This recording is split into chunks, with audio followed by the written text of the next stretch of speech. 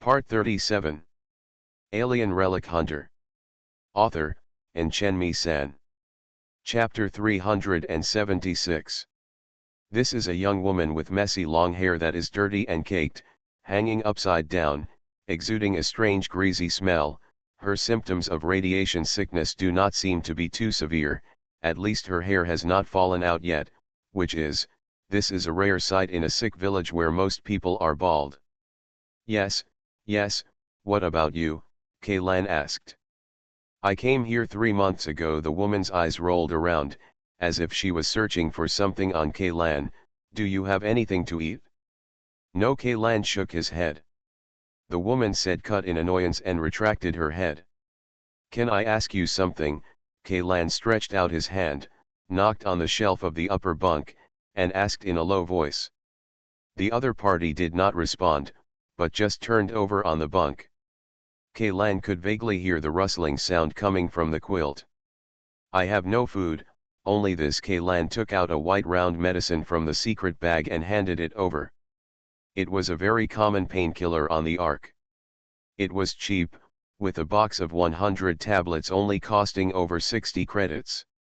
However, because it is highly addictive and has hallucinogenic effects when taken in large quantities, it was officially included in the list of controlled drugs by Ark more than 10 years ago. Although production has not been discontinued, except for some special channels, it is no longer available in regular pharmacies. This kind of painkiller has arrived, and the price on the black market has doubled several times. The pill Kaylan handed over was snatched away in an instant. Because of the violent movement, the woman's nails even scratched 2 shallow red marks on Ian's wrist. This thing, where did you come from? There was uncontrollable excitement in the woman's voice. I stole it from the ship. Ian's voice was lowered, and the tone of worry about being discovered could be said to be perfectly disguised. Do you have any more? There was another sound from the upper bunk, and the woman's head popped down again, her bloodshot eyes staring at Kaylan. Give it to me. I only have 2 pieces left. Kaylan pretended to be reluctant. Give it all to me. Hurry up, the woman said sternly, or I will report you to the priest for hiding precious materials. As she spoke, she climbed down from the upper bunk and squeezed in front of Kaylan. Take it out. The woman was very thin, and her skinny arms were like pieces of dry firewood. Her upper body was covered with a t-shirt that was so dirty that the original color could hardly be seen, and it was extremely ill-fitting. This t-shirt was at least 3 sizes too big. The size 4 further accentuated her thinness, and except for this t-shirt, she was actually wearing nothing on her lower body. Her exposed legs were covered with dots of sores and 10 toes. All the toenails had fallen off, and the toes were a bloody mess. Kaylan hesitated for a moment, then took out 2 more painkillers and handed them to her. The woman snatched it away and threw it into her mouth along with the previous piece. She swallowed it dry without taking it with water. For the sake of your sense, let me give you a piece of advice. Don't provoke the second-generation people in this place. The woman's eyes at Kaylan were finally no longer as fierce as before. She took a breath and sat down on Ian's bunk. Second-generation people? What does this mean? It refers to the people who were born in this ghost place. They have grown up here since childhood and have never seen the Ark or Alpha. These people are like wild beasts.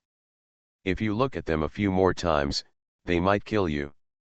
If you want to survive, when you encounter second-generation people, you should lie down on the ground, lower your head, and never look at them. After listening to the other party's explanation, Kaylan finally understood what this second-generation citizen meant. Unlike people like them who were sent to the space station by transport ships, the second-generation citizen refers to those who were born in this space station. In the true sense of the word, Aboriginal people have not had any contact with human society, and are unlikely to have received any normal education. They basically do not have the moral concepts of normal humans in a civilized society, so it is not surprising that they are cruel by nature. But the strange thing is that the existence of second-generation people is not very reasonable. Most minors, both men and women, who suffer from radiation sickness will lose their reproductive functions. Even pregnant women who are already pregnant with children will miscarry as the disease progresses after suffering from radiation sickness. Even if there is no miscarriage, even if the pregnant woman survives to give birth, the child will still be born. The fetus will also have various abnormalities, and the probability of premature death is almost 100%. Even if there are one or two special examples occasionally, they are very rare cases, but judging from this woman's words, it seems that the number of second-generation citizens on this space station is not small. How did these second-generation mothers get pregnant with their fetuses? And how does the fetus survive and grow up in such a harsh environment? No matter how much Kaylan thought about it, he couldn't think of a reasonable explanation. Then, that priest and the tall guy next to the priest, are they second-generation people? Kaylan tried to ask the woman. I don't know, the woman replied. Then how do I tell whether a person is a second-generation citizen? If a second-generation citizen looks similar to us and I accidentally offend him, wouldn't I die unjustly? Kaylan asked repeatedly. Why do you have so many questions? The woman started to get a little impatient, but for the sake of those 3 painkillers, she still answered Ian's question. Generally speaking, the second-generation people they are not the same as us, that is to say, they are not quite like humans. In addition, if the second-generation people are close to you, your skin will feel tingling. The closer the distance, the more obvious the tingling. At that time, just kneel down and don't do anything else. Although sometimes they don't need a reason to kill, but if you dare to collide with them, you will be dead. Does your skin feel tingling when you are close to second-generation people? This should be due to radiation. It seems that every second-generation citizen is a moving source of strong radiation, maybe a creature like a ghoul. However, among all the existing information related to ghouls, all ghouls are transformed from healthy humans without exception. Ghouls themselves do not have the ability to reproduce, and humans who have been exposed to radiation will not directly produce the whites are coming. Oh, by the way, the woman seemed to have thought of something else. In front of them, you must not say the term second-generation people. In short, it is best not to speak when you meet them. If you want to speak, remember to call them sons of God. Son of God. The descendant of that great God. Could it be that, the second-generation citizens on the space station were all born of that thing? Kaylan was stunned for a moment, but at this moment, the woman suddenly pounced on him and pushed him down on the bed.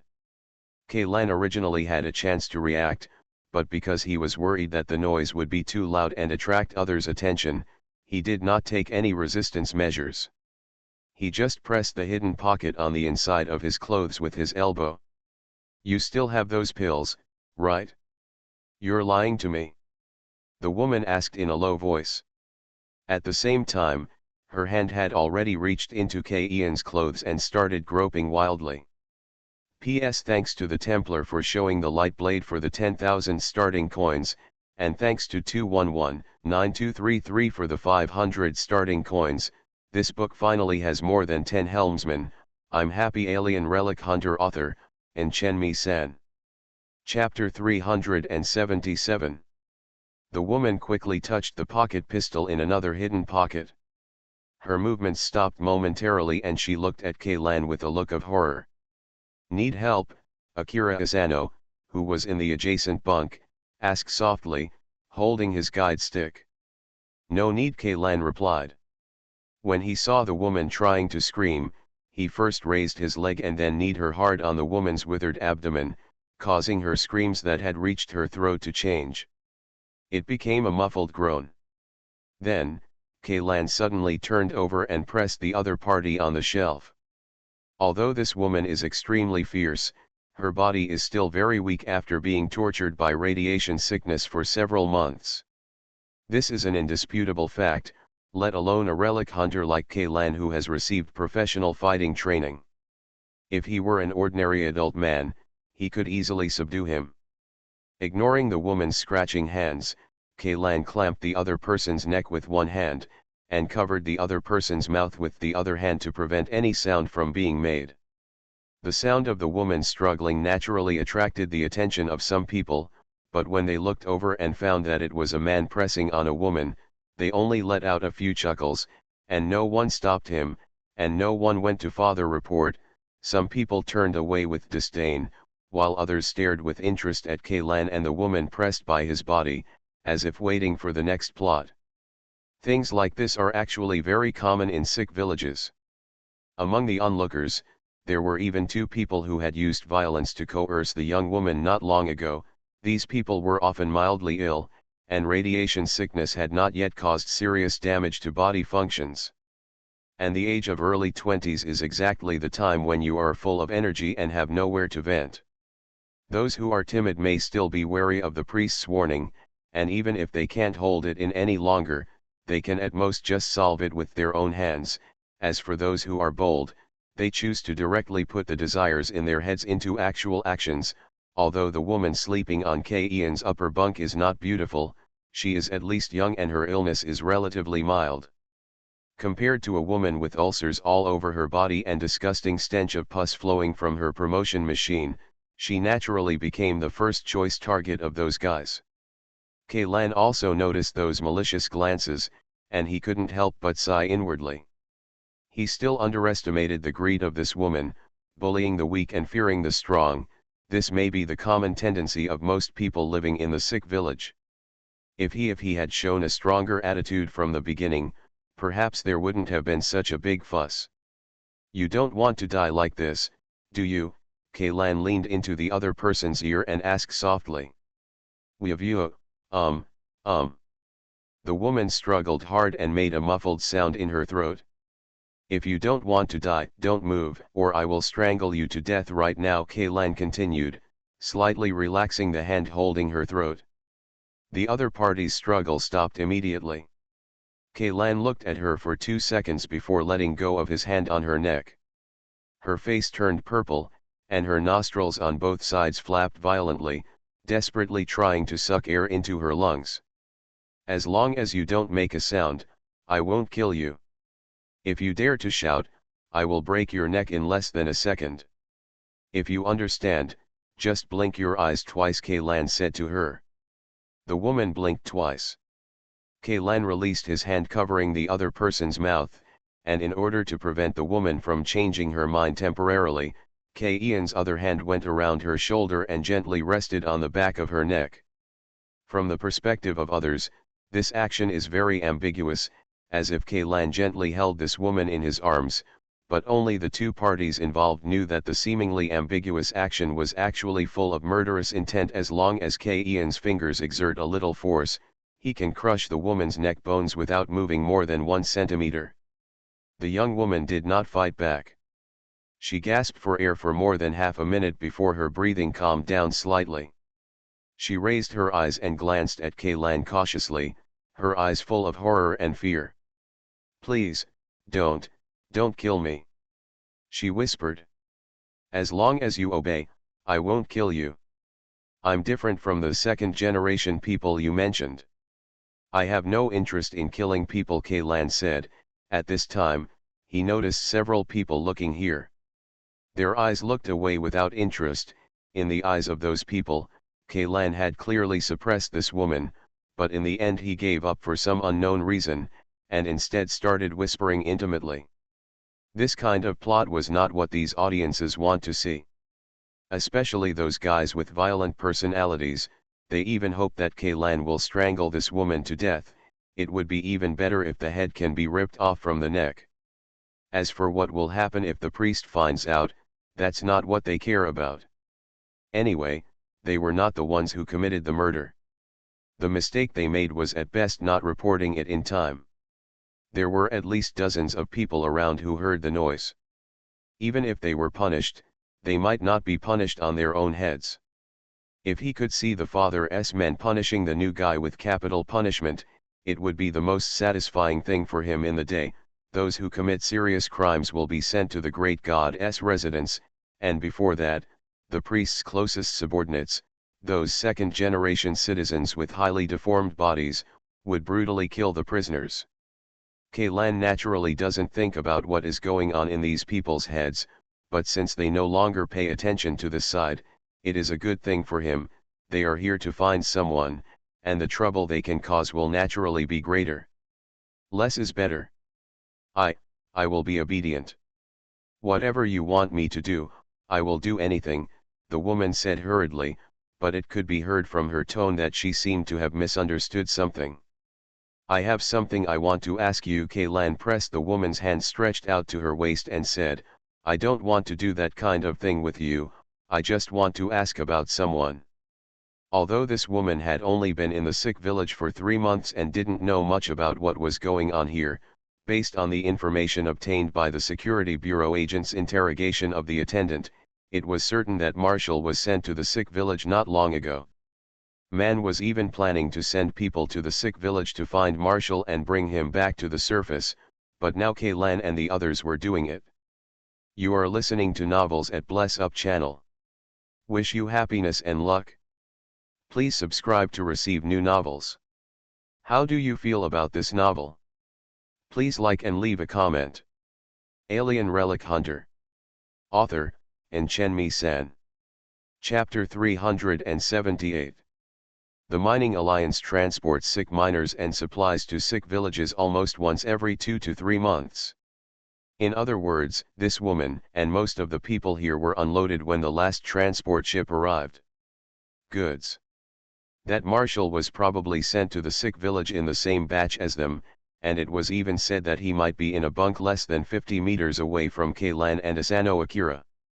In Akira Asano's memory, Marshall was paralyzed before he was sent away by the experimenters, completely losing his ability to take care of himself. Later, even his brain showed some abnormalities. According to this, if Marshall they were really sent to this place as if they were miners suffering from radiation sickness. Perhaps they were beaten to death by the locals with concrete blocks and steel pipes during the initial welcome ceremony. No. Marshall shouldn't be killed like this. Since man can know that Marshall was sent to the sick village, he must also know about the special customs of the locals. If Marshall died after being carried off the transport ship, man would not design anything at all. Tracing person plan, even if they are really found, what's the use of a pile of rotten meat? Could it be that this Marshall had some adventure later and miraculously recovered his physical functions? Although the chance of this happening is very small, it is not impossible. Perhaps because of this, man saw the value in him and wanted to get him back to continue the unfinished experiment. It's a pity that the follower knew too little. Regarding matters related to this experiment, man rarely revealed even to his cronies, and almost all the information was hidden in his own mind. Kaylan couldn't help but feel that Lao Chi was really impulsive at the beginning. Even if man really deserved death, he should have been killed after torture. Now that man has died like this, many vital clues have been cut off, so that the difficulty of K-Ian's and others' tracing operation has suddenly increased by several levels. Do you remember Marshall? He is the original owner of my current name. He is actually still alive. Compared to the unsightly defective products like you, he is actually very close to perfection. It's a pity that it's just one step away from the success of the experiment. It's a pity that your experimental subjects are too useless. I gave you it's a powerful force, but you can't bear it at all. Do you think the experiment has really been stopped? No, not really. The people above have never given up. You can't do anything to me. After all, if they don't give up the experiment, they can't give up on me. The lives of scientific researchers are much more valuable than the lives of you big-headed soldiers who know nothing and only know how to fight. Before coming, Kaylan recalled the words man said in the box before his death countless times, analyzing them word for word, trying to find some valuable clues, and the most concerning information among them was nothing more than that's the sentence, has the experiment really been stopped? Could it be that after Marshall was sent away, he was not thrown away like a piece of garbage, but instead joined another experimental project? Could it be that another experiment yielded a breakthrough and allowed him to recover from his paralysis? But as a precious experimental sample, how was he sent to the sick village? There are too many things that don't make sense, or in other words, there is no place that makes sense at all. What did this man named Marshall go through after he left the experimental unit where Asano Akira was a member? Inquiring about someone, the woman's words were full of doubts. This sentence instantly brought Kaylan back to reality from his thoughts. He nodded and said, "Yes, ask about a person. His name is Marshall. Do you know this person?" Kaylan paused and then added, "He should have come to the sick village around the same time as you. Maybe you are the same batch of goods." I can't help you with this." The woman slowly shook her head. "The only person who was sent to the transport ship with me was another girl named Ana. She died a month ago. As for people from other companies, even if we are in the same cargo hold, there is no communication between us, and I don't know their names at all." Kaylan thought about it and realized that this was true. After all, judging from his own experience on this journey, there was indeed little communication between the sick miners on the transport ship. Even if they did, they would only talk to people they were familiar with before. After all, the supervision on the transport ship is much stricter than here. Seeing a trace of disappointment on Ian's face, the woman quickly said, "Although I don't know the name, if you can describe his appearance or some other characteristics, I might be able to remember it." Asano Kaylan turned his head and asked Akira Asano, who was in the adjacent bunk, "Do you remember what Marshall looks like, his physical features, etc.? The more the better, the more detailed the better." Akira Asano thought for a moment and said hesitantly, "His appearance and inconspicuousness, just. The kind that you can't find out if you throw him into a group of people." Kaylan couldn't help but curl his lips. If he really looks like this, it means that this guy is quite suitable to be an agent. "Absolutely, but I remember that he likes to shave his hair very short," "Which is very short," Akira Asano said.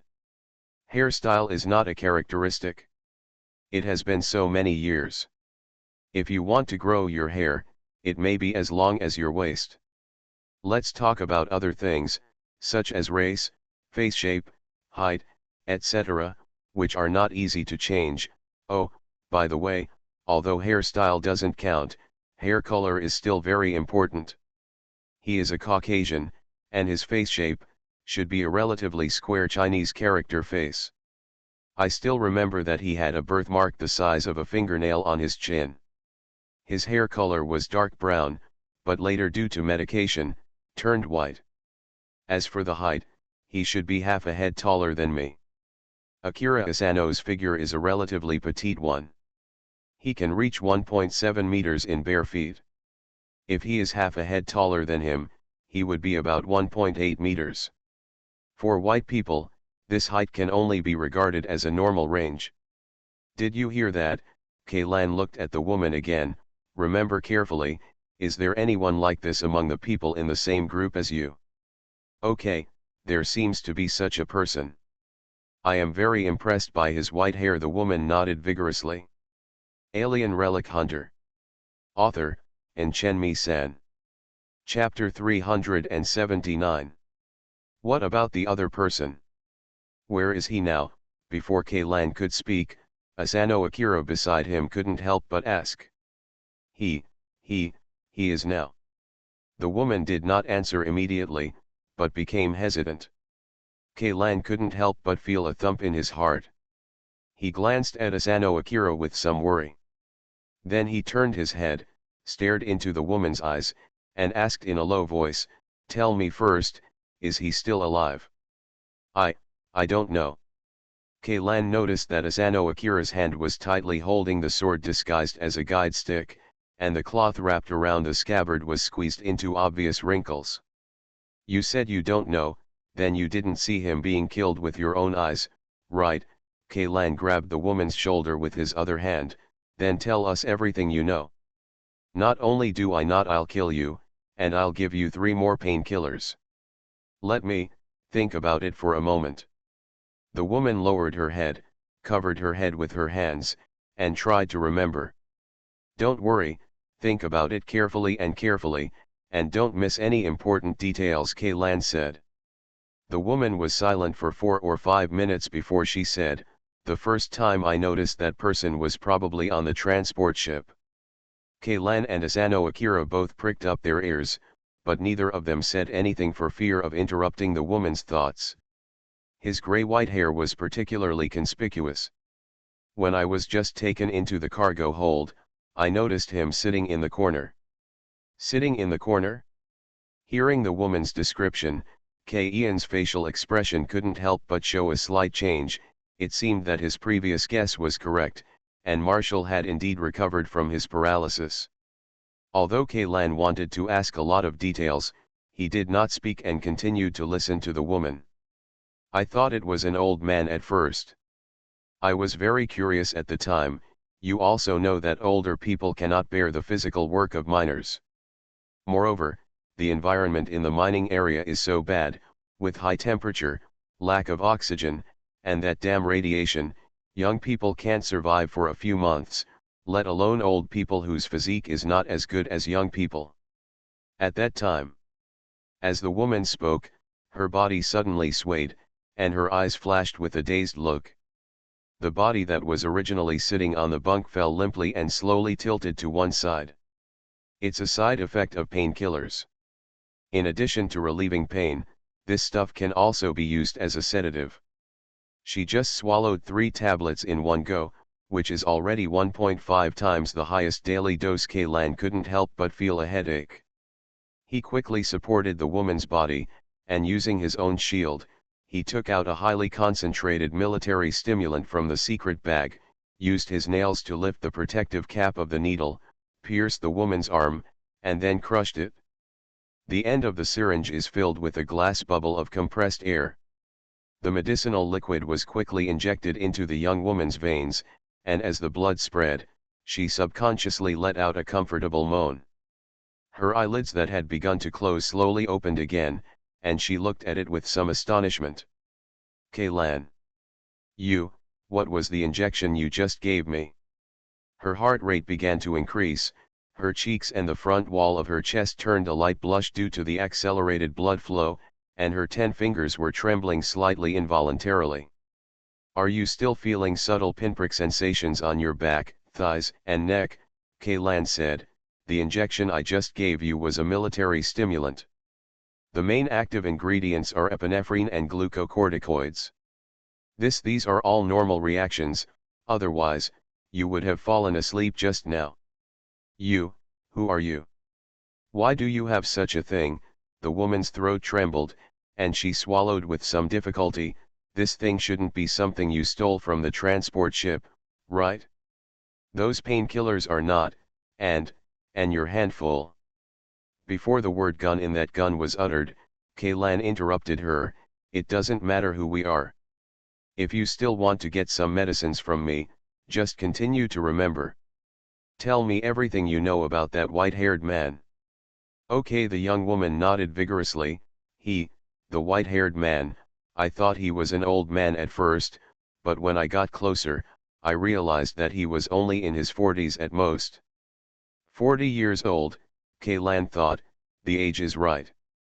According to Asano Akira, if Marshall is still alive now, he would be around 35 years old at most. It is normal to suffer from torture and appear older in appearance. There were many tubes in his arm, those kind of transparent plastic tubes. The woman continued. "I saw something dark brown flowing inside the tubes. I didn't know if it was blood." "Extracorporeal catheterization?" Kaylan frowned. This was probably part of some kind of life support device. In the early years, many biochemically modified people had such tubes. However, later, because external tubes were easily damaged and increased the risk of infection of body tissues, they were gradually improved into internally embedded tubes. Like Leighton, that guy, 2/3 of the blood vessels in that part of his body are artificial, and there are countless various pipes buried in the body, but from the outside, his body is almost the same as a normal human being. An external pipeline like this is either an extremely ancient biochemical modification surgery, or a temporary life support device. If a temporary device like this is not regularly maintained, its service life will not be long. More than a month. And in this sick village, there are obviously no conditions to maintain this thing. If this thing is really a temporary life support device, then 3 months have passed now, and even if Marshall is still alive, the situation will definitely not be much better.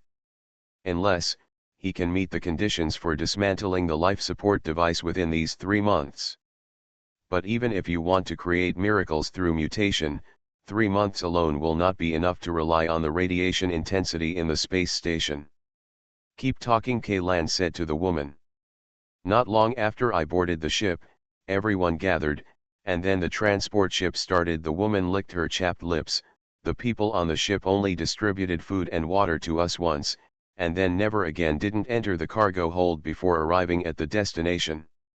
It seems that the Mitsui Consortium is quite kind, Kaylan thought in his heart, probably because he was also on the ship. As for the transport ship this woman boarded, the crew obviously didn't care much about them. Life or death, this not only reminded Kaylan of the stowaway boats operated by smugglers in the old era, they were packed with people in the cabins and hidden plywood, like a crowded sardine can. As for how many of the fish in the can are still alive after arriving at their destination, it is not something they need to worry about. Anyway, the so-called immigration fee was paid to these stowaways long before they boarded the ship. The crews of these transport ships may view these sick miners just like the smugglers of the past viewed those stowaways. As for the rules of the Mineral Mining Alliance, it is actually just a cover to hide their ugliness. They gave us a day's supply of food and water at once, but it wasn't until 3 days later that the transport ship arrived here. Speaking of this, the woman couldn't help but trembled. In the cargo hold, those who had the strength first they killed the seriously ill people and grabbed their food and water, and then they targeted some of the people who were alone and looked weak. They didn't keep an eye on you? Kaylan asked casually. My situation was pretty good at that time. I had the ability to resist, and I also had a companion. Although she is dead now, those people are not willing to waste their energy on us, but if the journey is longer, if anything, I don't know what's going to happen. Those people are targeting Marshall, right? Kaylan asked next. Yeah, the woman nodded. That Marshall, he looked very ill, just a little better than those people lying on stretchers who couldn't get up. They surrounded him, and then... Did those people beat him? Asano Akira's voice came softly from the side. Although the volume was small, it was full of chill. Kaylan felt that if Asano Akira had been in the cargo hold at that time, he would have killed those people without hesitation. No, the woman breathed out, moved back slightly, and put a little distance away from Asano Akira. Although she couldn't feel the murderous intention released by Asano Akira, the suppressed feeling was she was a little afraid to look directly at the young man holding the guide stick. In comparison, Kaylan, who almost strangled her to death just now, was less scary. Before they took action, that man, Marshall, took the initiative to give them his food and water. Did he give them the food? All of it? Kaylan was a little stunned. If Marshall hadn't handed over all his portion, a beating and kicking would have been inevitable. Those guys' hands were already contaminated by his fellow shipmates. The blood of the miners must not care about the life and death of a person like him. He just stayed in the cargo hold for 3 days without eating or drinking. Seems to be. Asano, is this possible? Kaylan turned around and asked. His meaning couldn't be more obvious. A person might not starve to death if he doesn't eat for 3 days, but if he doesn't drink water for 3 days, even if he doesn't, a biochemically modified person like Dunn would probably have died of dehydration long ago. Unless they are the kind of specially modified people who have specially strengthened their physiological tolerance or can put themselves into a state similar to suspended death, they are likely to survive. No, at least it was impossible for him at that time, Asano Akira replied. At this time, the woman also reacted.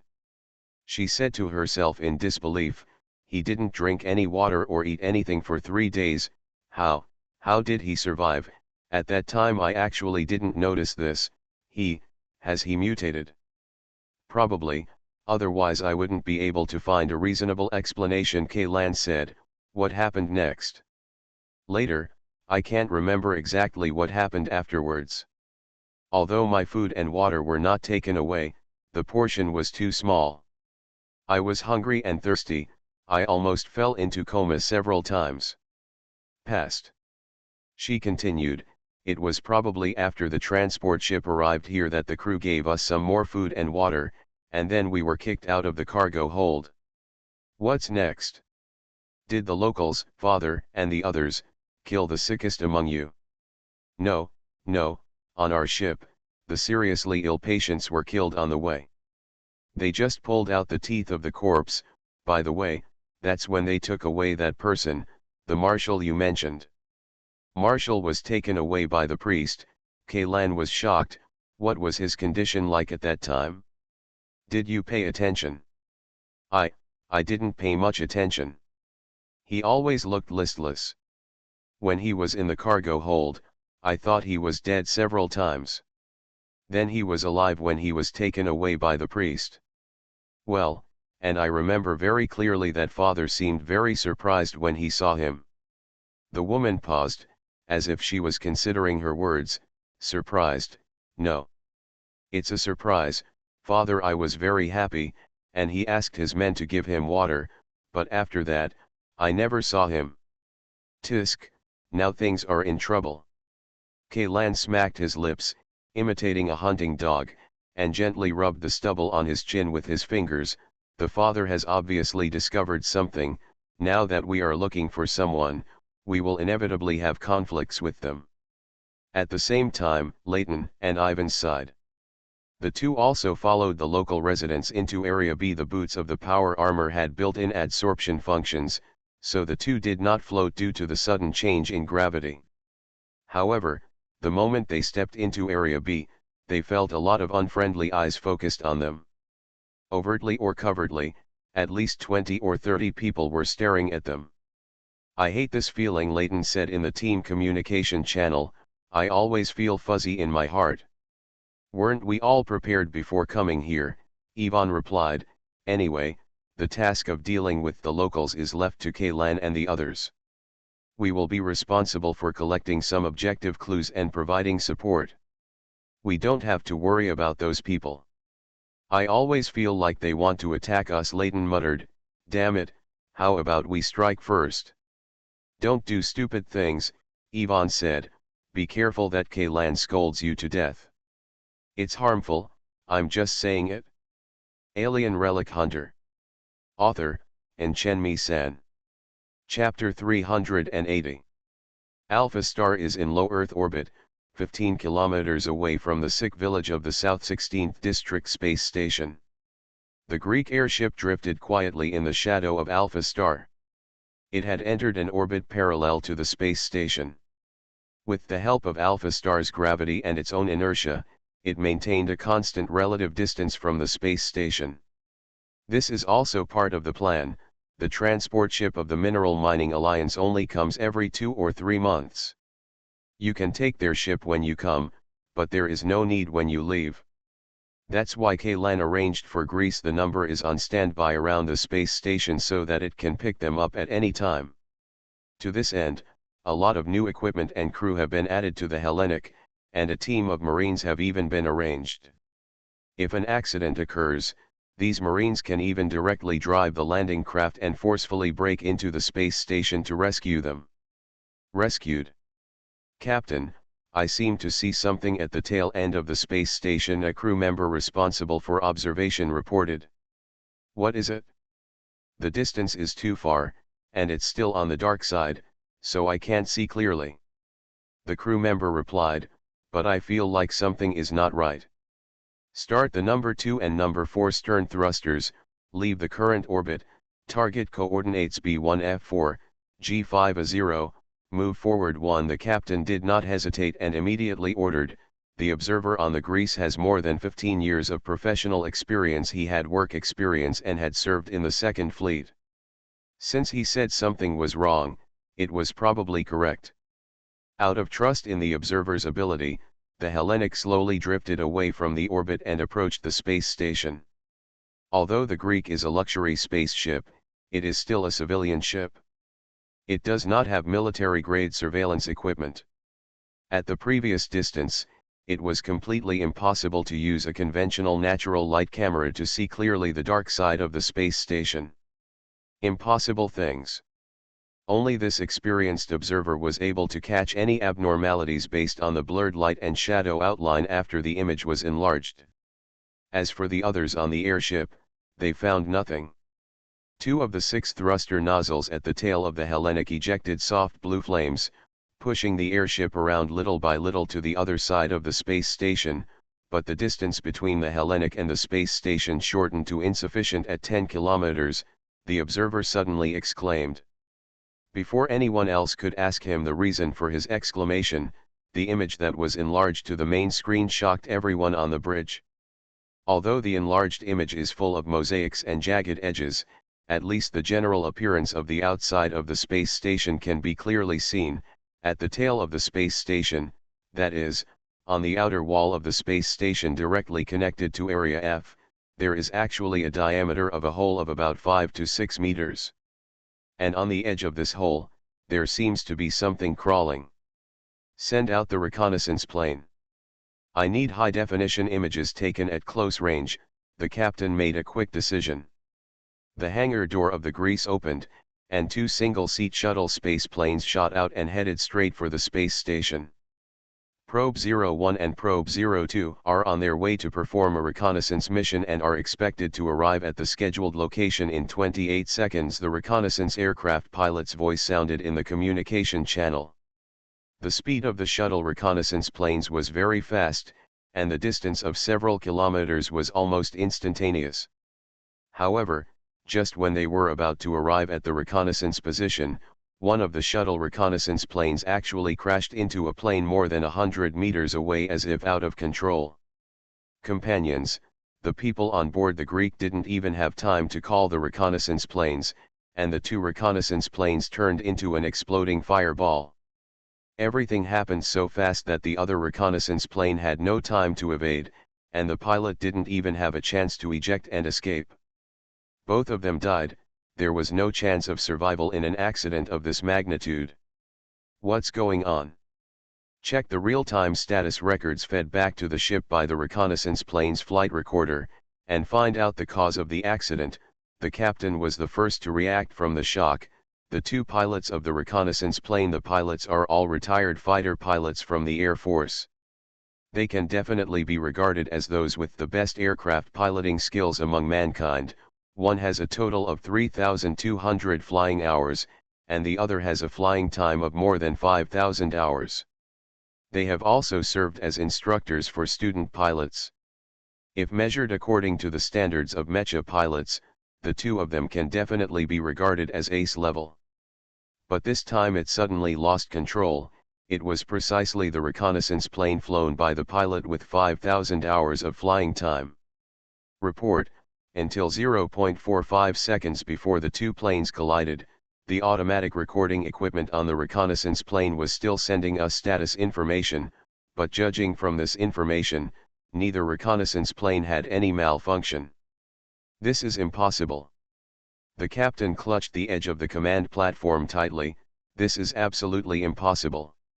There was no malfunction in the aircraft itself, which meant that the accident was likely caused by the pilot's human error, but the captain did not believe that the pilot would make such a low-level mistake. There are neither meteorite fragments nor space junk in this airspace, and there are no strong gravitational fields or electromagnetic interference around it. This kind of place is usually an excellent place for novice pilots to do flight training. A veteran instructor with 5,000 hours of flight experience actually overturned his car in the same place as the training ground. Who would believe it?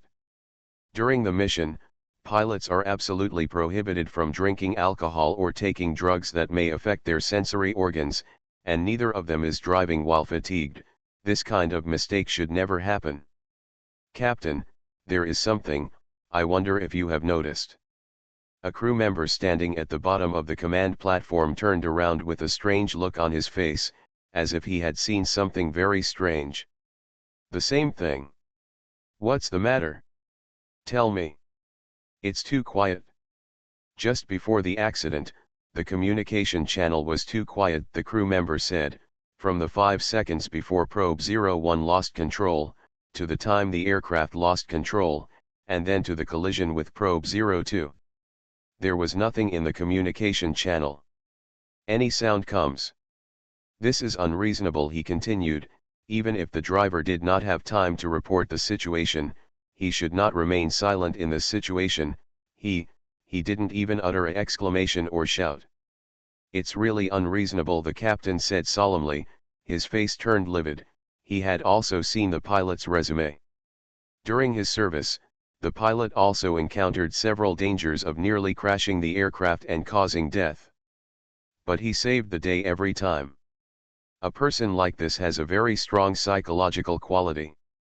When encountering an unexpected situation, he will never be so frightened that he cannot even say a word. Should probe 03 be dispatched? Someone asked.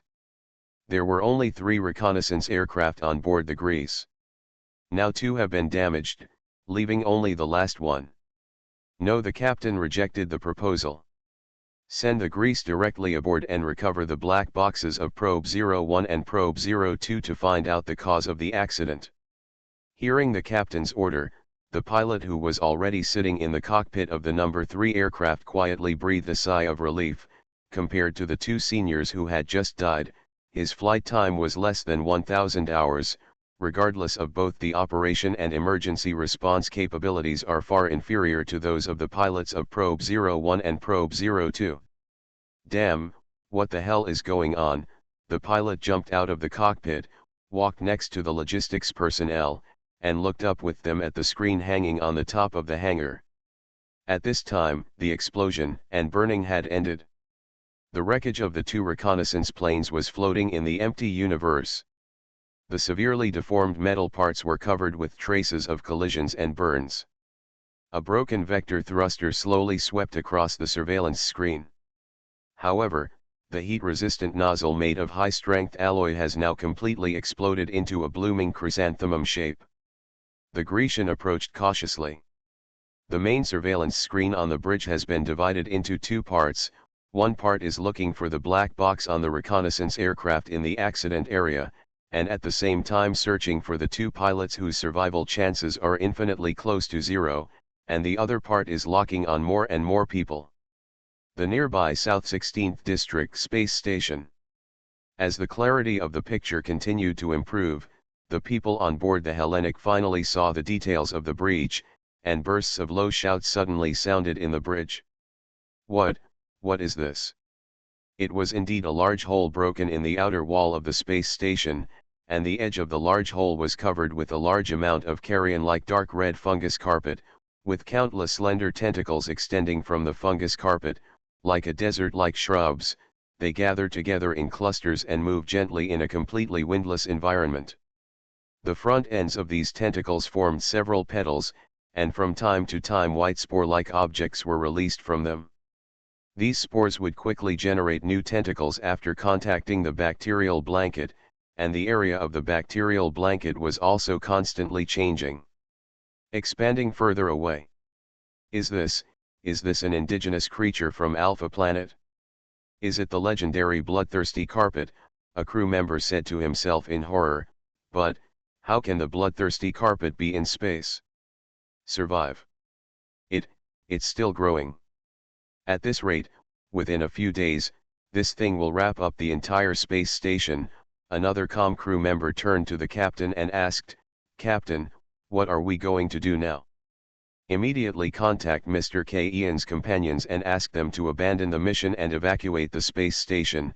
At the same time, prepare the landing craft number 1, number 2, number 3, and the Marines to get people out at any cost. The captain paused, then, find a way to contact ARC and report the situation here. Understood. Although the correspondent's voice was still a little trembling, under the influence of muscle memory, his fingers on the keyboard were still flexible and he quickly entered the activation password of the secret communication channel into the verification box. But the next second, his movements froze. Ship, Captain. Strong signal interference has been detected. We can't contact the people in the space station, and we can't send messages to the ground. Signal interference. After hearing these 4 words, the captain immediately turned his attention to the carpet attached to the outer wall of the space station. Could it be that these creatures interfered with the communication?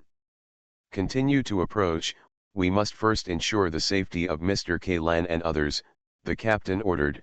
We will have the landing craft forcefully break into the loading area later. Tell the Marines that after entering the space station, I will give them the freedom to fire. Their first task is to find Mr. Kalan and bring them out. Anyone who blocks them can be shot. As for the accountability afterwards, I will bear it. But as soon as the captain finished speaking, a new situation appeared again. I saw a few flower clusters composed of tentacles separated from the fungus carpet. The ends of the tentacles continuously sprayed out a large number of spores. With this reaction force, these flower clusters quickly moved towards the Greek airship flew over. Captain, do you want to fire? No, you can't fire. If you fire at this distance, the naval gun will shoot through these things and hit the space station directly. The captain shouted, carry out evasive actions immediately. All the main thrusters of number 1, number 2, number 3, and number 4 will be fired. Start.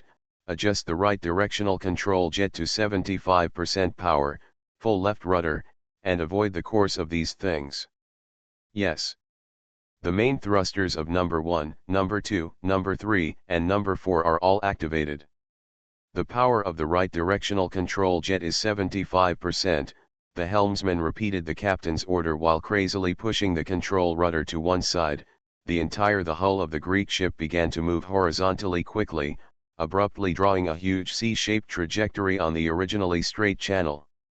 There were a total of 5 tentacle groups launched from the fungus carpet. The evasive action of the Greek ship directly detoured from the route of these 5 tentacle groups. However, before the Greek ship could readjust its posture, these 5 tentacle groups, all the tentacle groups turned around halfway and chased after them like gangrene attached to their bones. Is this thing so maneuverable? Looking at the approaching tentacles, the captain frowned tightly. He thought for a moment, then waved his hand suddenly and shouted, let number 1 and number 2. The landing craft set off directly and broke into the space station to perform its original mission. Landing craft number 3 was changed to an escort mission. These landing craft were originally prepared to break into the space station, and naturally they also had some weapons on them. Although they are light weapons for airships, if they are used to hit people, they are standard heavy weapons. Things like 25mm cannons, honeycomb rocket launchers, diffusion mines, and the like cannot damage heavily armored airships, but they are more than enough to kill living targets. If you use the weapons on the landing craft to attack these tentacle groups, you don't have to worry about accidentally damaging the space station not far away. Let Probe 03 also be dispatched to be responsible for cleaning up the fish that slipped through the net, the captain ordered again. The reconnaissance aircraft is also equipped with self-defense weapons, 2 high-power cluster laser cannons, which can not only be used for combat, but also to crush the meteorites and space junk floating on the route.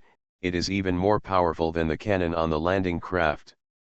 P.S. Thanks to book friend 20200116171303761 for the 200 starting coins. You are listening to Novels at Bless Up channel. Wish you happiness and luck. Please subscribe to receive new novels. How do you feel about this novel? Please like and leave a comment. Alien Relic Hunter, author, and Chen-Mi-san. Chapter 381.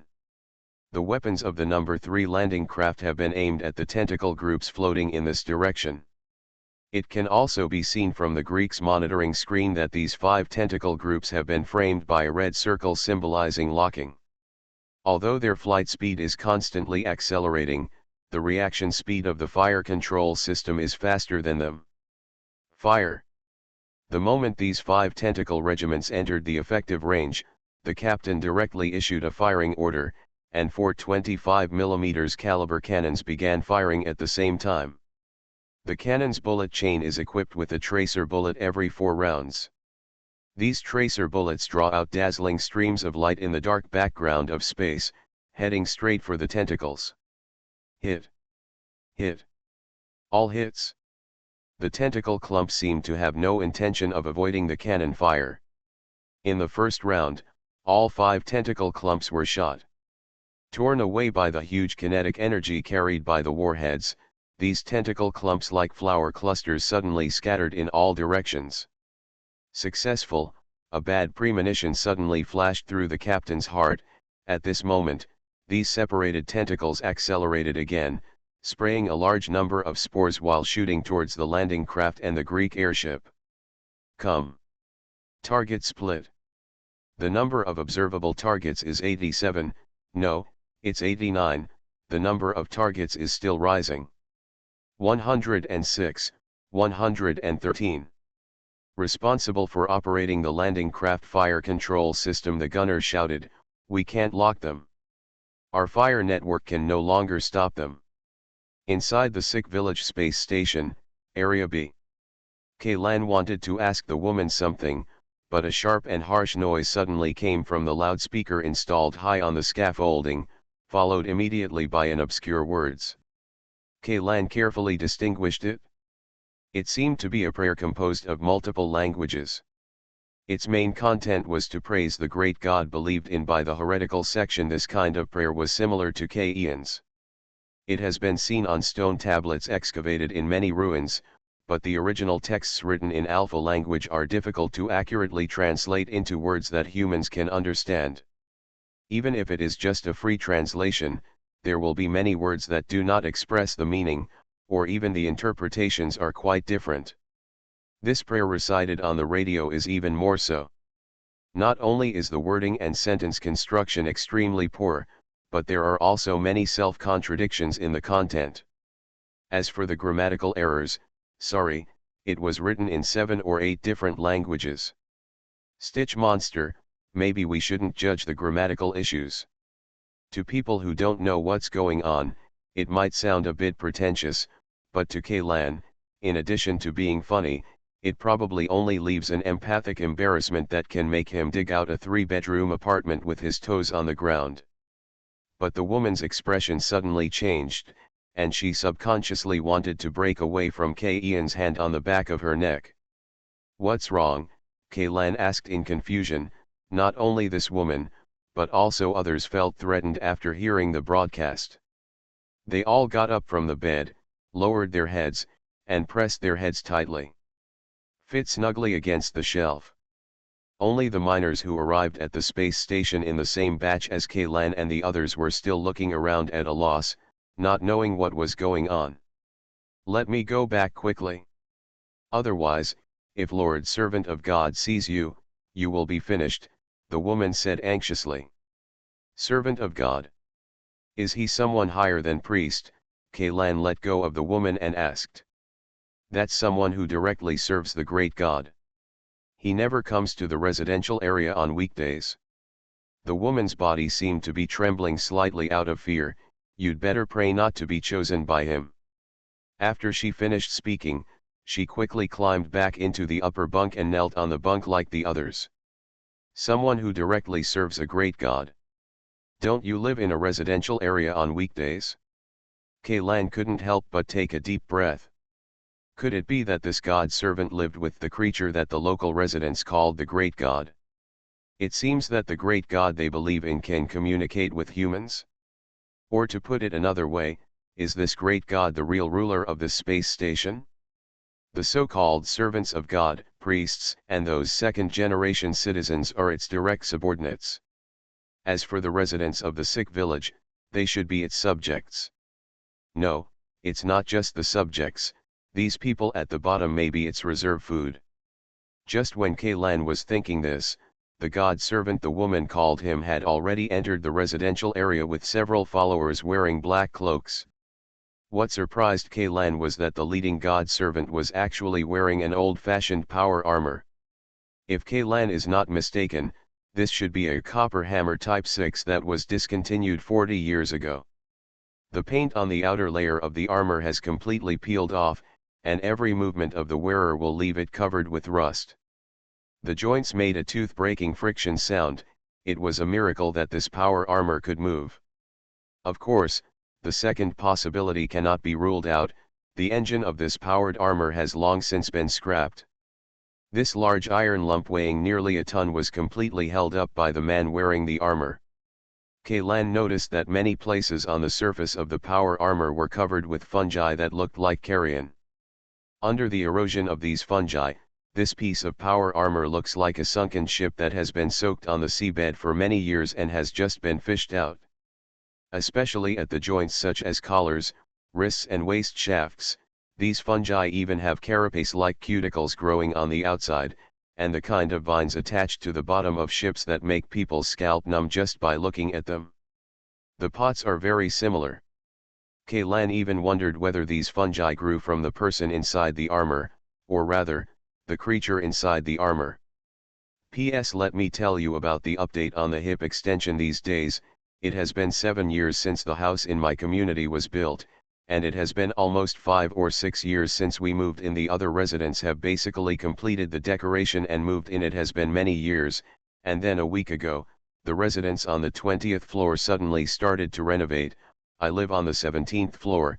The sound of hammers hitting the wall and electric drills started from 8 o'clock in the morning to almost 7 o'clock in the evening. I could almost feel the whole building shaking with the electric drill. I had to shout to hear my parents talk at home. Then when I was typing, my scalp kept trembling, and my head was in chaos. Basically, I can't write anything during the day. What I write is a bunch of typos, confusing word order, and a plot that makes me uncomfortable. I can only write after 7 o'clock in the evening, and my coding speed is relatively slow. That kind of thing, I basically have to write until 11 or 12 o'clock, and then I want to catch up on some sleep during the day. At 8 o'clock, the electric drill and hammer start again. If this continues in a vicious cycle, the whole person is about to have a neurasthenia. At present, we have joined forces with several owners and property owners to negotiate with each other, but the owner on the 20th floor has refused to show up. Every day in the WeChat group, a lot of people pretend to be dead, and the construction people don't pay attention to us at all. Let's go to the owners, and, in a sense, they seem to be doing so within the time allowed by law. In short, I have a headache right now, a headache in both physical and mental senses. I hope everyone can understand me. Alien Relic Hunter. Author, Chen-Mi-San. Chapter 382. There was a sticky squirming sound coming from inside his armor, and there was also a small sound like the arthropods of many small insects scratching against the inner wall of the armor. Asano Akira said in K-Ian's ear, regarding K-Ian's arrival said, "If you don't get close to these sounds, you can't hear them at all. This guy's degree of mutation is probably the highest among the locals we have ever seen." Kaylan whispered, "How confident are you in a duel with it?" "Not sure, I can't feel its true strength," Asano Akira replied. In addition to this heavily armored servant of the god, his followers also seemed to have many body parts that did not belong to humans, judging from the outlines of their cloaks. When the group of people approached the scaffolding, Kaylan could clearly feel the slight tingling sensation on the skin that the woman had described before. The closer they got, the higher the frequency of the tingling and the pain. The more intense it becomes. These guys in cloaks should be the second-generation people born in the sick village. The priest who is responsible for welcoming newcomers has only one subordinate who is suspected of being a second-generation citizen, and the 6 followers of this servant of God are all highly mutated second-generation citizens. Both of them are in this place. There is a contrast all of a sudden about which one's power is higher and which one is lower. "Are you the new ones?" the servant looked at Kaylan and others and asked. Compared to the priest who spoke like a broken bellows, His voice was closer to a normal person, but it still had a sticky and unclear feeling, as if there was a large mouthful of phlegm in his throat. In fact, his question was completely unnecessary, only the new sick miners would dare to look directly at them, while the others did not even dare to raise their eyes. However, there were a few smart guys. Although they were also newcomers, when they saw the others kneeling down like that, they also knelt on the bed in the same way, sticking their buttocks out and pressing their heads tightly against the shelf. "You, and you, come here." The servant looked around and pointed at two people. The first one selected was Kaylan. "No way, so unlucky." Kaylan sighed secretly, got out of the bunk, and slowly landed on the aisle. Asano Akira is ready to take action at any time, but in Ian's view, conflict with these people is the last resort he will choose when there is really no other way, unless it is a life and death situation. Otherwise, Kaylan still plans to pretend to be a good baby for a while longer. According to the original plan, their group followed the as the Romans do route. If a conflict really broke out, it would be better to enter the space station fully armed from the beginning. What's more, Marshall was taken away by these people. If the place where these people wanted to take him was the place where Marshall went, wouldn't it just prove that it takes no effort to find a place after breaking through iron shoes? Is this an old saying? Even if he couldn't see Marshall directly, at least it would be better than wasting time on the scaffolding. Whether it is collecting intelligence or getting familiar with this space station, it is definitely impossible to avoid taking any risks. As for the other selected person, he is an old man. Of course, old does not mean age, but the time he has lived in the sick village. This person did not belong to this group of newcomers, and the bunk he was in was far away from Kaylan and the others. It seems that in the eyes of the servant of God, there is no difference between newcomers and old people. Kaylan thought to herself that it was a good thing that she didn't imitate others to kneel, otherwise kneeling would be in vain. After this man found out that his name was called by the servant of God, he did not climb off the scaffolding directly like Kaylan.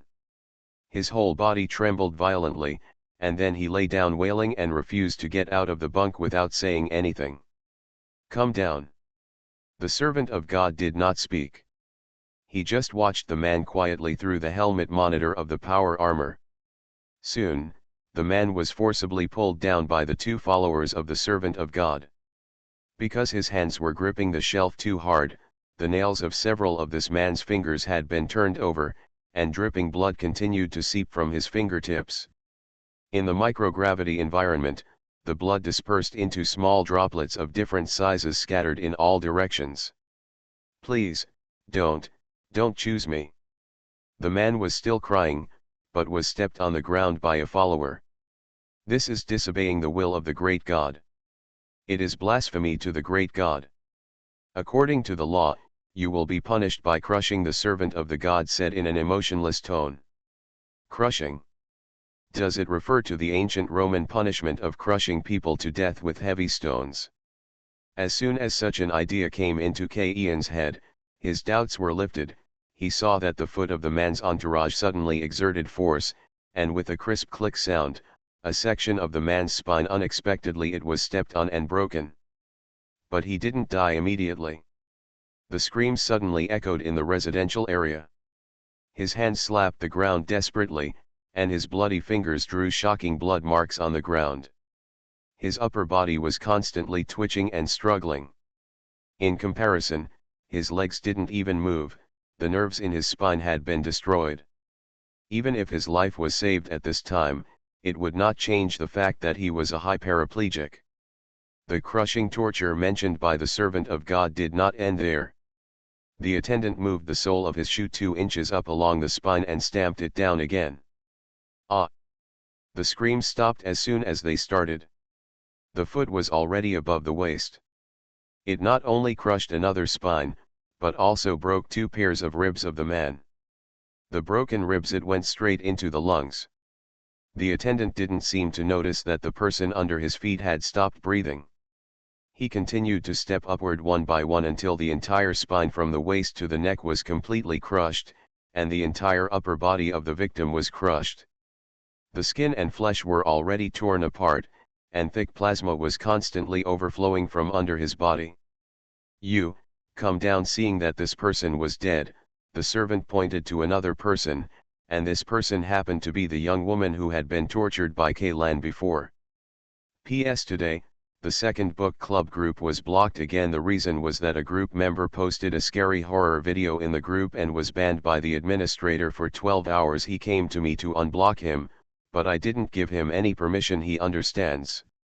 I personally hate people who post scary videos or pictures when I am in a group. I will be really startled if I see them suddenly. If any group member has a heart disease, the consequences will be disastrous.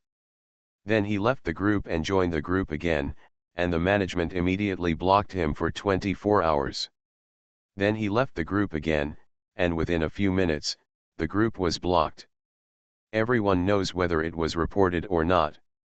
The new group has been created, and Kidian app has a one-click function to join the group. Click on the introduction of this book, and you can join the group with one click if the fan value is more than 500. GHS and political content are strictly prohibited in the new group. Violators will be banned for the first time and kicked out for the second time. PPS thanks to Eye of Liberation and 202108091638086886 for the 500 starting coins, and thank you to Mengman vs Nintendo and White Floating Monster for never recharging the 100 starting coins. Alien Relic Hunter author, and Chenmi-san. Chapter 383. At first, the woman didn't realize that the person being named was her. It wasn't until the two attendants walked up to her that she raised her head with some trembling, and carefully cast her gaze at the god standing not far away. "Servant. God, Lord servant of God, you, the person you have chosen, is it me?" She was completely frightened. She bit her tongue 3 times in a sentence of less than 20 words. The servant of God did not speak. He just nodded slightly, and then uttered the word in a dull tone that was almost nasal. The woman's legs went weak instantly. She wanted to get up from the bunk, but she tried twice and failed. Her legs and feet couldn't work hard at all, the tendons and bones didn't obey their orders at all, and even her facial muscles began to twitch involuntarily. The two attendants only waited for a few seconds before impatiently pulling the woman down from the scaffolding and dragging her to the servant of God like an animal to be slaughtered. With the lessons learned from the man just now, the woman did not dare to resist at all. She did not even dare to say the word no. The corpse that had been ravaged by crushing lay not far away. The head of the corpse was tilted to one side, with its cheek touching the ground. The eyes that were almost squeezed out of the eye sockets and the extremely distorted expression seemed to be telling others about the pain before death. The plasma splashed into the air, gathered into round spherical droplets, floating around the corpse. The follower who had just finished the grinding stretched out his hand and caught several larger drops of blood in his palm. He put his palm to his mouth, and a creepy licking sound immediately came from under the cloak. The woman covered her mouth with her hands, trying her best to prevent her sobs from leaking out. Her legs were shaking out of fear. As soon as the two attendants let go of her arms, she sat down directly on the ground. "You should feel honored to be the chosen one." The servant of God glanced at the woman lying on the ground, took a step forward, and threw out what he was holding in his right hand. They were 2 handfuls of 4mm thick weapons. The rough dagger is cut and polished from a carbon steel plate. Not only the blade, but also the edge of the handle has many burrs. Dark orange rust and dark brown dried blood are mixed together, completely covering the blade. Among them, a little metallic luster can only be seen at the tip. Most of you should be familiar with the sacrifice ceremony. However, in order to take care of the new compatriots who arrived today, I am willing to waste 10 seconds of precious time for you and repeat the contents and rules of the ceremony. The servant of God said, "1-on-1, fair and glorious fighting. The winner 3 times in a row will be selected as a warrior of the great God, while the loser will become a sacrifice to the god and merge with the great God as one body. He paused and continued, "Whether you live or die, you will receive the honor of dedicating everything to the great God." This passage was the longest one he had spoken since the servant of God appeared. Kaylan found that not only was his tone devoid of emotion, but the pauses and transitions between words were also very stiff, and there seemed to be a trace of extreme emotion in his voice. The indistinguishable current noise, this seemed not to be his original voice, but a sound produced by some kind of electronic device. None of the words he spoke came from the vocal organs of his body. It is normal for the vocal organs of living organisms to be damaged due to radiation, but what makes Kaylan a little concerned is whether the person talking to them now is the servant of God himself, or is it someone else? Is this a preset recording? Or some special long-distance sound transmission method? It's a pity that Asano Akira is not next to Kaylan now, otherwise he would definitely be able to hear more details with his hearing. Kaylan couldn't help but start to doubt, could this guy in the iron jar be just a puppet being manipulated? Okay, let's begin. Two simple daggers were still floating in the air. The daggers collided with each other, and then floated away in opposite directions. The young woman first glanced at the dagger, and then at Kaylan. Then, she suddenly crawled forward 2 or 3 meters, raised her head, and said to the servant of God, "Master servant of God, there is something I want to report to you." Before the word report could be uttered, the rusty dagger had already been dug into her throat, plunging her into silence forever. A second ago, when this woman looked away from Kaylan, Kaylan noticed the change in her eyes. She wanted to tell the truth. This woman tried to use this method to exchange for a chance of survival. With no other choice, Kaylan could only step forward, grab the dagger and kill her. When this woman was selected by the servant of God, she was already destined to die, whether she chose to report Kaylan or follow the process of the sacrifice ceremony and challenge Kaylan, both paths were dead ends. The only way to survive is probably for Kaylan to reveal his identity and break up with the servant of God and others, but the consequence of doing so is to completely disrupt the original plan, and more people will die. Kaylan sighed silently in his heart and pulled the dagger out of the woman's throat. Immediately, a large amount of blood gushes out from the carotid artery that was severed along with the trachea. In the microgravity environment, the blood splashed out. Very far away, its visual impact is even stronger than usual. The woman stared and groped with her hands unconsciously a few times in front of her. Then, he fell to the ground. Kaylan held the blood-stained dagger and looked directly at the mask of the servant of the god. The monitor camera on the opponent's helmet turned a few times and then locked on K-Ian's face, as if they were looking at each other. The camera flashed after a flash of dark red light. The servant nodded and said to Kaylan, "You passed the first round." There were no extra words, no comments, and not even a word about the half-sentence the woman just said before she died. This made Kaylan even more suspicious whether this servant of God was like that. This kind of low-priced smart home robot is only equipped with the lowest-end rubbish AI and will only speak some preset lines when triggering key conversations. If this is the case, this program is really clumsy enough that anyone who has taken a few days of crash course in programming could have written it. Of course, the lines are not the key. The key lies in the servant of God himself. Whether all his actions come from his own will or from someone manipulating him behind the scenes, if it is the latter, then Kaylan must be careful. The woman's words just now and his obviously concealing behavior may have attracted the other party's attention. The servant of God turned around and pointed at another person. This is still an old man, but his physique is much bigger than the first guy who was crushed. He is over 1.85 meters tall, and his muscles are so strong that people can't believe it. This is a man suffering from radiation sickness. His shoulders, elbows, knees, etc. are all covered with a thick layer of cuticle. His finger joints were unusually thick, and his nails had transformed into solid blunt claws, tightly wrapping the front ends of his fingers.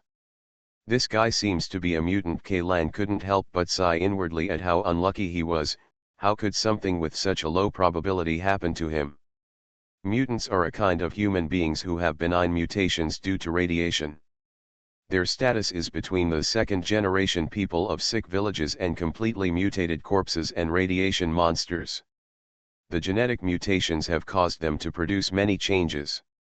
It is difficult to say whether it is a change of evolution or degeneration. The lifespan and physical functions of mutants will also be affected by radiation sickness, but unlike ordinary patients who are getting weaker and weaker, their physical fitness will not be weakened due to the progression of the disease. On the contrary, it will be greatly enhanced. The closer they are to death, the more powerful they will gain. Of course, this refers to being on the verge of death due to a disease. Putting mutants in a state of near death through external factors cannot maximize their potential. When mutants first appeared, that was when the Institute was most interested in them, but soon, the Institute stopped taking the initiative to treat mutants because they discovered that these mutants were almost non-replicable cases. Rather than wasting time and research funds on the subject of human mutation, it is better to optimize the existing biochemical modification technology. After all, the power obtained through the latter is stronger and more stable. And these mutants are also a hot potato for their employers, the mining companies. They themselves are similar to second-generation citizens and are equivalent to a mobile strong radioactive source. People like this, according to the rules, one is not allowed to stay inside the Ark. At first, some mining companies tried to incorporate these powerful mutants into mercenary teams, but they soon discovered that this approach was simply stupid. Not to mention that these mutants who are not favored by their teammates need to wear a lot of protective equipment all day long. The cost of additional equipment alone is enough to cover the cost of the last biochemically modified person with the same strength. The main problem with mutants is that it is extremely easy for them to lose control. In essence, they are still patients suffering from radiation sickness, and due to the strengthening of their bodies, the pain they endure is even several times that of ordinary radiation patients. Even if they take a large amount of painkillers every day, it is difficult to suppress it. This pain, because of their different body structures, once and for all nerve-blocking surgery can easily cause these mutants to become paralyzed. Under all kinds of torture, the mental state of the mutants can be said to be always on the verge of collapse. Disobeying orders is considered a trivial matter, but they can go crazy, destroy camps, and attack teammates. It didn't take long for the person in charge of the mining company to discover that the best way to deal with these mutants was to send them to the sick village space station like other ordinary radiation patients and let them fend for themselves. But then again, even though mutants were valued by the Institute from the beginning to losing money that everyone later despised, their chances of being born have never fluctuated significantly. Only one mutant with a benign mutation will appear among approximately 10,000 to 20,000 radiation sickness patients. Based on this ratio, not even one mutant will be sent to the space station within a year. Today, when Lan met, he happened to be chosen as his opponent. This chance was simply lower than winning the first prize in a lottery ticket. Lan suddenly had the urge to lift up the solace of his shoes and take a look. His luck was so abnormal, maybe he had just stepped on some kind of excrement. After the mutant was selected, he did not cry like the two people before. Instead, he strode directly to a place less than 10 steps in front of Lan and grabbed the remaining dagger. At such a close distance, Lan saw that the inner sides of the mutant's arms were filled with dense needle holes and patches of purple bruises. There were also several tubes of analgesics inserted into his belt. Sexual syringes. These syringes are labeled with the Mineral Development Alliance. Obviously they are part of the supplies sent by the transport ship. Lan was basically certain that these analgesics were not his own, nor were they stolen from others. The people in the scaffolding residential area are all outsiders who have not yet been recognized by the locals and integrated into the special social system of the sick village. To put it in layman's terms, they are still in the examination period. During this inspection period, the local people would not give them anything except the minimum food and water. Almost every patient in the examination period is extremely poor. Otherwise, the woman would not have tried to rob Kaylan for 2 painkillers.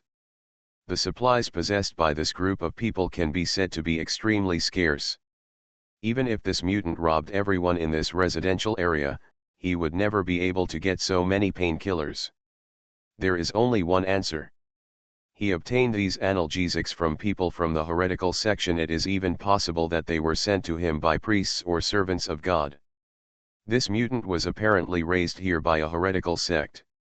The strength of a mutant may not be important on the Ark, but for a sick village with an extremely single population source, it is a rare combat power. The young woman also said that when the priest discovered Marshall, the expression on his face could be described as surprise, which showed that they were very thirsty for powerful warriors. Even if they don't go through the sacrifice ceremony, this mutant will be absorbed by them sooner or later. As for why the servant of the gods would choose him as Ian's opponent. A cold sweat suddenly broke out on Ian's back. Could it be that they have noticed something abnormal about themselves? Is this mutant used to test him? P.S. Thanks to book friend 202002111841093118 for the reward of 1,500 starting coins, thanks to malicious channels for the reward of 500 starting coins, and thanks to Half Standing, Simple A, and Lian Bailong for the 100 starting coins. You are listening to Novels at Bless Up channel. Wish you happiness and luck. Please subscribe to receive new novels. How do you feel about this novel? Please like and leave a comment. Alien Relic Hunter author, and Chen-Mi-san. Chapter 384. On the other side, Leighton and Yvonne, who were hanging out in the outer area of Area B, also heard the broadcast. Compared with Kaylan, who taught himself more than a dozen unpopular languages when he was bored, the only languages Leighton mastered were Chinese, the official language of ARC, and his own mother tongue, English. However, the content of this broadcast did not include these 2 languages. He was confused by the language. "Doctor, what kind of stuff is playing on this radio? At first I thought it was in German, but it didn't seem like it. I didn't understand a damn word." Leighton choked. After a long time, he decided to ask Yvonne for help. Yvonne masters many more languages than Leighton. In addition to the official language Chinese and his native Russian, he also knows 7 or 8 languages including French, German, Korean, and Japanese. But the reason why he learns so many languages is simply to facilitate access to relevant academic papers. The languages Yvonne masters, including those who have a little dabble in them, are basically the languages with the largest number of speakers on the Ark. And this obscure prayer even contains several extremely rare small languages that are almost no longer used in daily life and are only retained in the database as cultural heritage. I don't know where they live. Where did the residents of the sick village learn these languages? They shouldn't have the authority to access the space station database, right? I didn't understand it completely, Yvonne replied. I can only understand less than half of its meaning. This seems to be a prayer, but to be honest, the order of the words is in a mess. Even if it can be translated into Chinese, it will be very difficult. It's hard to form complete sentences. Prayer, tisk, when I hear this, I feel that we will encounter a lot of trouble this time. Leighton muttered, a little depressed. Tell me, is it possible that all the people on this space station are all him? Mom believes in a heretic sect, right? I don't know, but it's better to be careful anyway. Yvonne shook his head. If the situation changes, contact the Greek ship immediately. Finding people is second, and our priority is to ensure the safety of Kaylan and Asano Akira.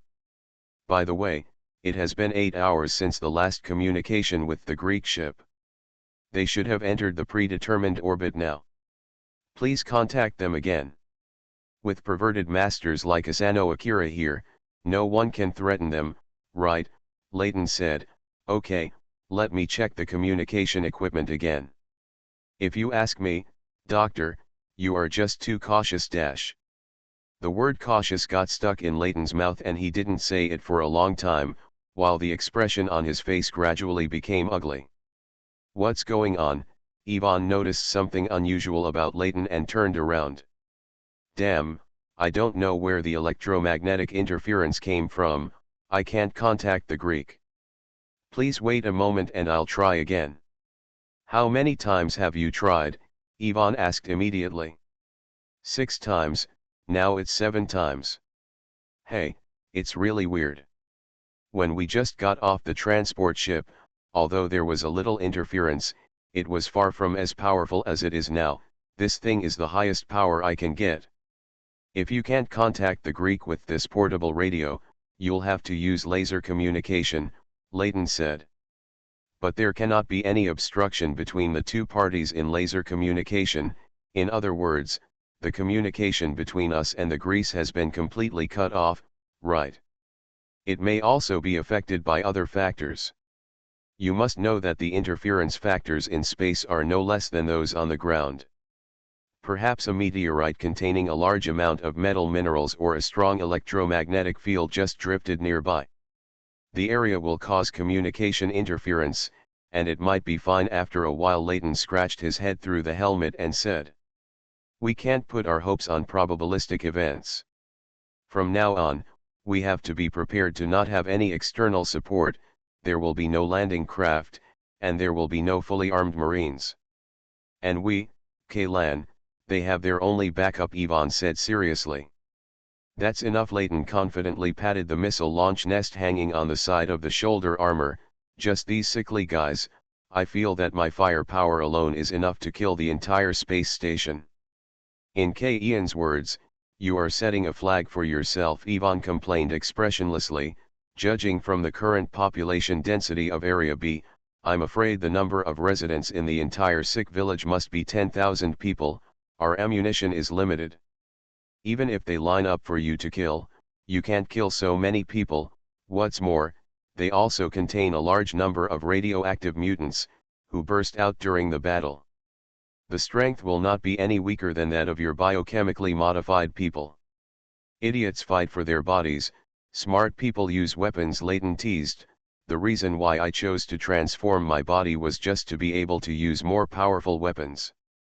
"Let's not talk about this for now," Ivan interrupted. "It has been almost an hour since Kaylan and the others were brought in. We can't continue to waste time here. We have to do something." "What to do?"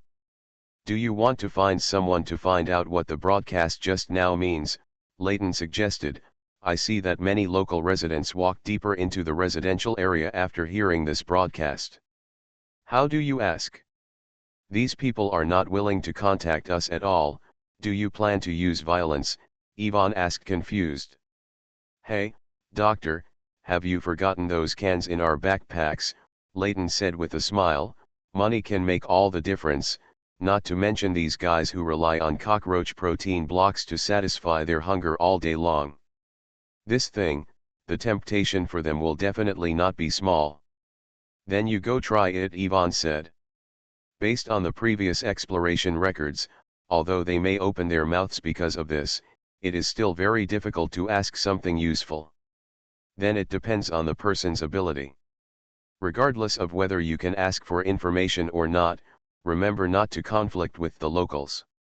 Even if you want to break up with the other party, Kaylan and the others have to make the decision," Ivan warned.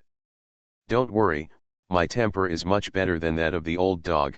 He is just like a stone in a latrine, smelly and hard." Layton put his hand into his backpack and took out a can of beef tenderloin with black pepper. "This is produced by the factory under the munitions department of the Ark Field Force. It is an officially distributed military supply.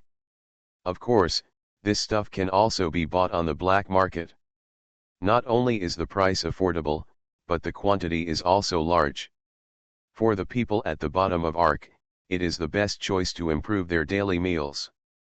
Many soldiers in the field troops on missions resell the uneaten cans they are given.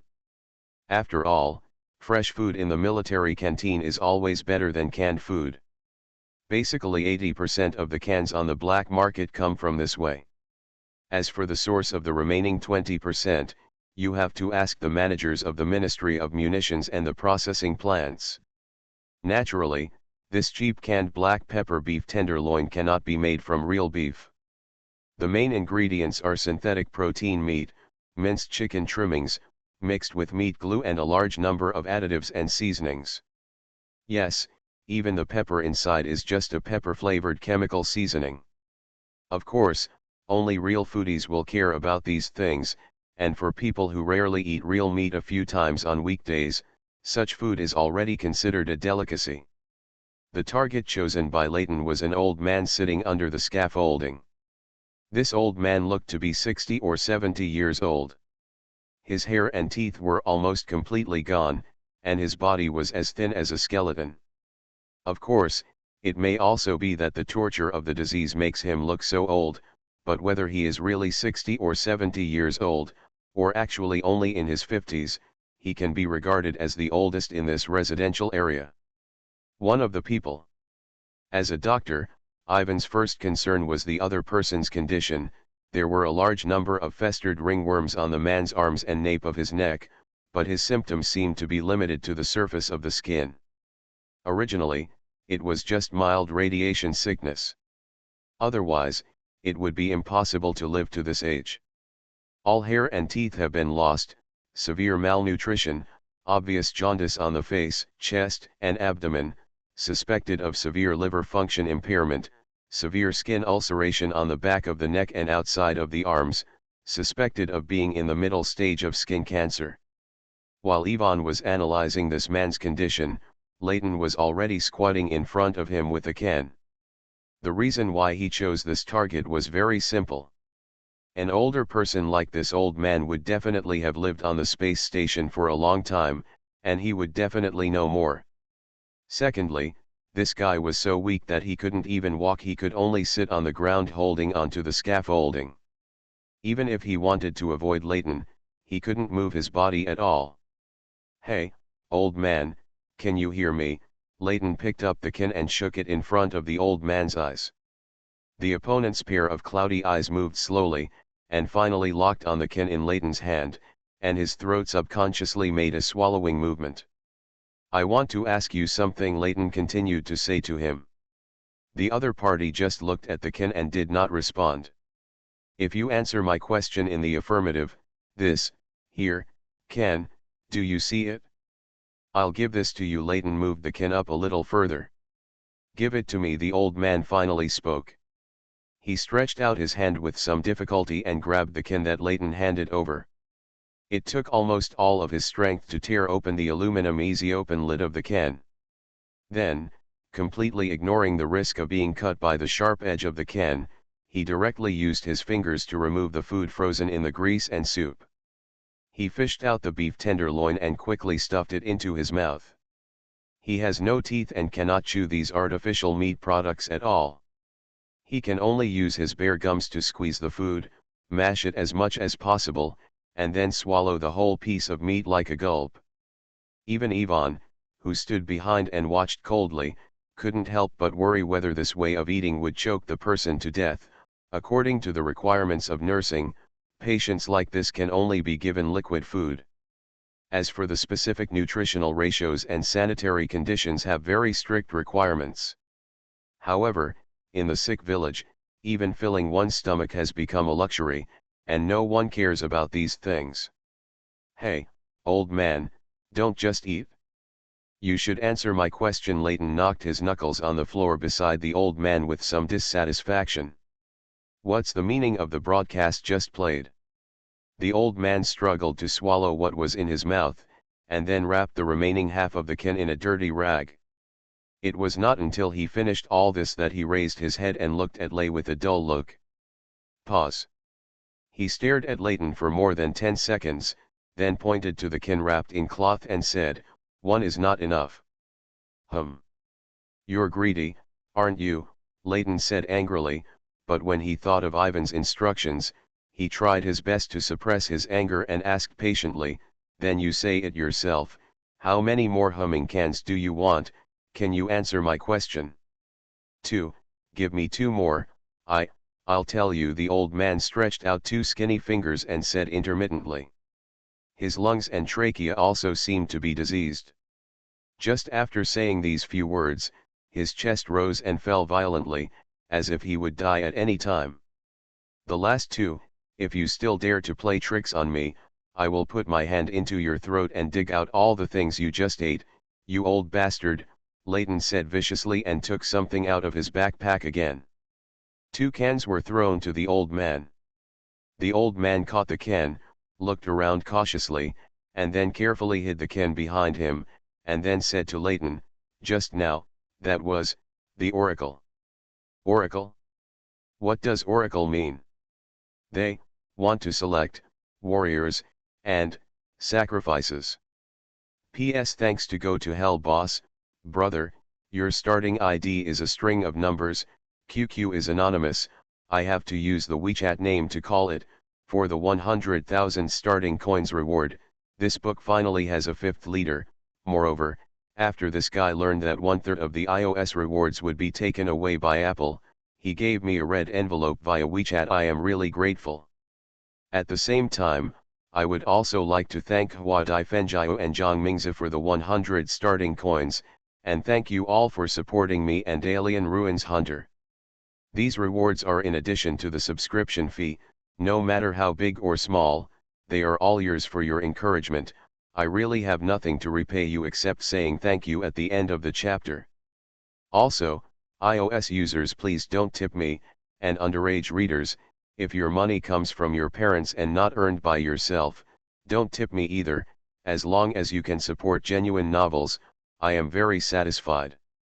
The leaders' updates will probably be made up in a while. My head hurts from the electric drill these days, it's a bit difficult to maintain daily updates, I'm extremely sorry. Alien Relic Hunter. Author, Chen-Mi-san. Chapter 385. Warrior? Sacrifice? What does this mean? Layton wanted to ask a few more questions, but the old man seemed to be really about to die. He suddenly strangled his throat with both hands with a look of pain on his face, his upper body stretched into a weird bow shape, and his whole body people began to tremble and twitch, their legs kicked continuously, and their feet rubbed back and forth on the ground. "Hello? What's wrong with you?" Layton was stunned and quickly turned to look at Yvonne. "Doctor, what's wrong with him? Is he really choking?" "Let me take a look." Yvonne quickly walked up to the old man, pinched both sides of the old man's cheeks with his hands, and forced him to open his mouth. Pointing the searchlight on his helmet at the old man's throat, Yvonne took just one glance and concluded, "It's more serious than choking. It's a perforation of the esophagus." "What? Esophageal perforation?" His esophagus was already severely eroded. He ate too violently just now, which cracked the esophageal wall. The food inside leaked out, causing emphysema and compressing the trachea. He paused and continued. Said, "Generally speaking, patients with esophageal perforation will most likely die of bleeding or infection, but if his condition is not treated, it is estimated that he will die of suffocation in a short time." "Doctor, please stop talking so long. We are not treating people here," Layton said quickly. "I just want to ask you something. Can you save me?" "It can be saved, but it requires surgery." Yvonne nodded. "I have to open his throat from the outside and remove the foreign body. If an abscess forms outside the esophagus, a thoracotomy is required for mediastinal drainage." "Can this operation be performed here?" Layton couldn't help but froze when he heard that an operation was going to be performed. "The risk of infection and bleeding is very high, but if we don't do this, he will definitely die," Yvonne said, having already taken out the medical kit he carried with him, and took out a whole towel and a bottle of alcohol cotton balls. "Isn't it? Are you really planning to do a thoracotomy here?" Layton stepped aside, but there was still a look of surprise on his face.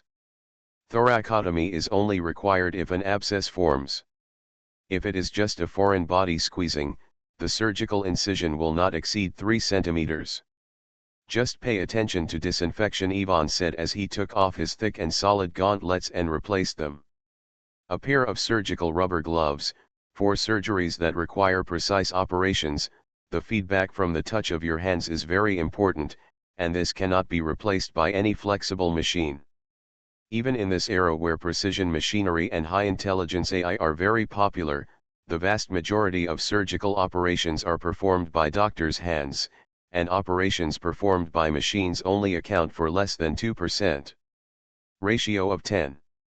Ivan took out an anesthetic needle, flicked the wall of the syringe with his fingernail, then inserted the needle into the old man's neck cortex, and slowly pushed the plunger. There is no ventilator or supporting life support equipment, so general anesthesia or spinal anesthesia cannot be performed, and the operation can only be performed under local anesthesia. With the injection of medicine, the old man's convulsions and shaking symptoms were slightly relieved, but he was still in a state of respiratory distress, and his complexion gradually began to turn from flushing to purple. Ivan knew that there was not much time left for him. He picked up the alcohol cotton ball with tweezers, quickly wiped it on the old man's neck several times, and then spread the whole towel on it. But Leighton, who was watching from the side, opened his mouth, but stopped talking. As a doctor, I didn't do anything to save him. What's more, he is just a patient, not our enemy, Ivan said without looking back.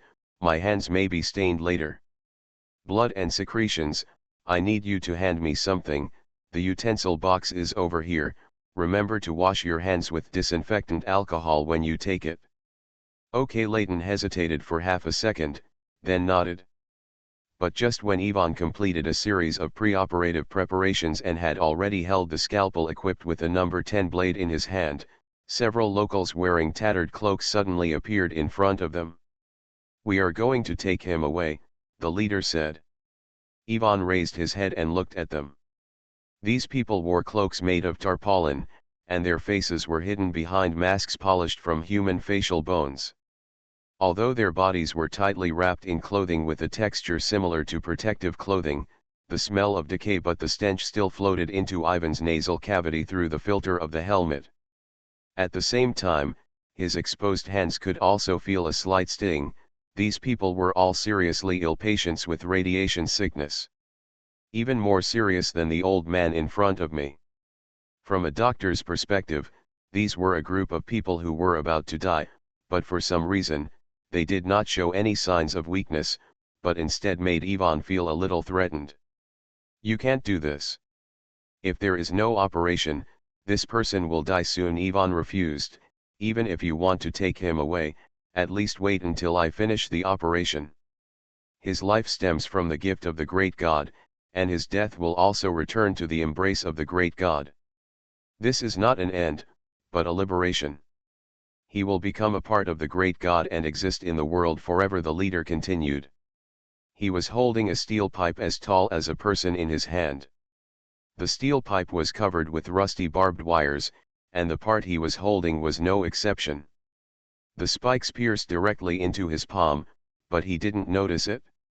If you want to hinder us, you will be punished. His tone suddenly became serious. You have no right to interfere in things here, outsiders. You, Leighton couldn't help but curse the curse words that hounds often talk about. He grabbed the handle of the gun hanging on his waist, took a step forward, and blocked Ivan in front of the old man. Forget it. Just when the two sides were at war with each other, Ivan pulled Leighton's arm from behind. Forget it, Leighton, don't conflict with them.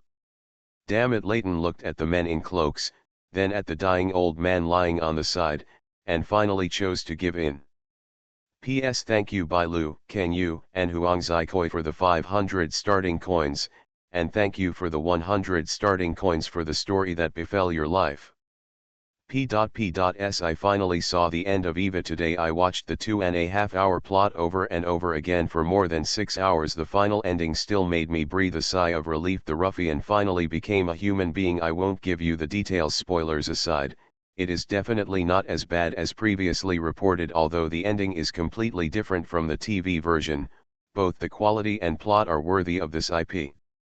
I remember seeing Eva on TV when I was a kid. After more than 20 years, this part of Eva's youth has finally come to an end. It turns out that tears will dry up. When they dry up, you will become an adult. Now I am starting to worry about the ending of this book. The previous book, Code of Survival in the Wasteland, was actually unfinished due to some force majeure factors. At least 80% of the plot in the second half was deleted, and the ending was the same as the one in the Wasteland. The beginning was completely different. As for what force majeure factors are, you should all know. I hope this book will not encounter such a thing.